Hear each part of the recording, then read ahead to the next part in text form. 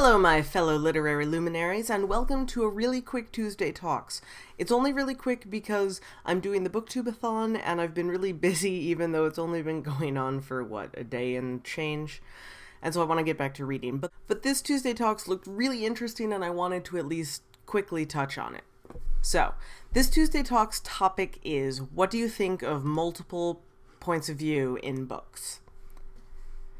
And it's a little bit of a complicated answer for me because it's not solidly yes or no, because in a lot of ways it depends on how it's done. I love seeing different aspects of the story, seeing what other people might not see. I don't use it a ton in my books, but I do have a project where I'm alternating points of view back and forth by chapter, and that can be fine, but the problem is I've also had a problem where it changes point of view a lot, and it's really hard to keep track of who's saying what.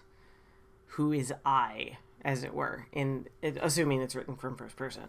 For example, a book that does it really, really well is any book in the Song of Ice and Fire series by George R.R. Martin. Game of Thrones changes point of view every chapter, but it's very clearly delineated who's in what chapter, who's saying what. And it also helps that a lot of times you jump around the map a lot as well. So you'll start with Jon Snow up on the wall, and then you'll go to Bran down in Winterfell, and then you'll go to Ned down in King's Landing, and then to, Daenerys over with the,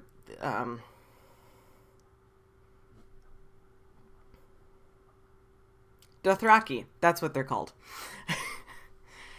And it's very, very clear and evident, and a lot of the plot lines work together, but they aren't necessarily all directly interlocked.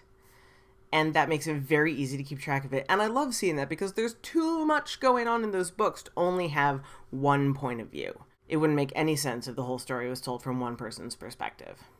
A book that I think doesn't do it as well, and actually you're going to hear more on this from me probably on Thursday or so, is a book I read an arc of called Blind Justice by Ethan Cross. Now you can see the title. It's a really good book. I enjoyed it a great deal, but the problem is Cross changes perspective, not every chapter, but most chapters, and it's not easy to tell who's talking sometimes. Occasionally it's brand new characters who never get seen again, and then it jumps around, and it's all in the same place, and it's all following the exact same plot line in the same timeline, and it's really difficult to keep track of what's going on sometimes. It's easy to knock me out of a story that way, because if I don't know what's going on, I can't follow the plot line. And if it takes me half of a chapter to figure out who I am and where I am and what's going on, then I've probably lost a great deal of things that you were trying to tell me in that chapter, and I couldn't see it because I was too busy trying to figure out who I was and what I should know and that sort of thing. Again, another book that's doing it well, given that I'm reading it for the Booktubeathon, but I have read the first book in the series, is Linger by Maggie Stiefvater. This one changes perspective a lot also, but at the beginning of each chapter, much like Game of Thrones, you see the name of the person who's talking, it's very clearly delineated, and even if it's in the same timeline, it's very clear to see what happened and where it's going on and all of that good jazz. So all in all, my personal opinion is I like different points of view if. It can be really, really cool if it's done right. And unfortunately, a lot of times I've seen it done not right. But do it right and you can tell an amazing story that way in ways that you couldn't do it any other way if you were telling it from only one perspective. That being said, some stories are better told from one perspective, particularly if there's an element of betrayal or, if it's a murder mystery, if that sort of thing, if there's a big twist at the end, you might not want to have multiple points of view because it might give it away before you want the reader to know it. Very subjective, like everything else. So that's all I'm going to say on this particular topic. I need to get back to reading. I've been distracted enough this morning. I've got so many things. But in any event, let me know, what do you think about multiple points of view?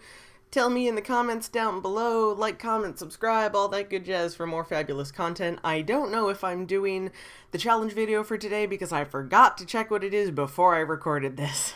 I didn't do yesterday's because I'm bad at dominoes and I have a very small apartment, and so doing anything interesting would have been a bad idea. But I'm gonna check what it is for today. You might get another super short video from me. Who knows? It's exciting. It's a surprise. So, until next time, I will see you all later, and be awesome. Keep reading. Yay! See you guys later.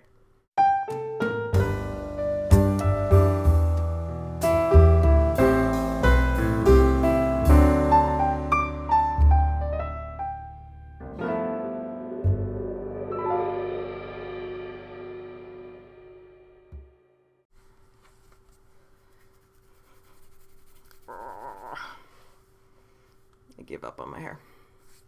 Oh no.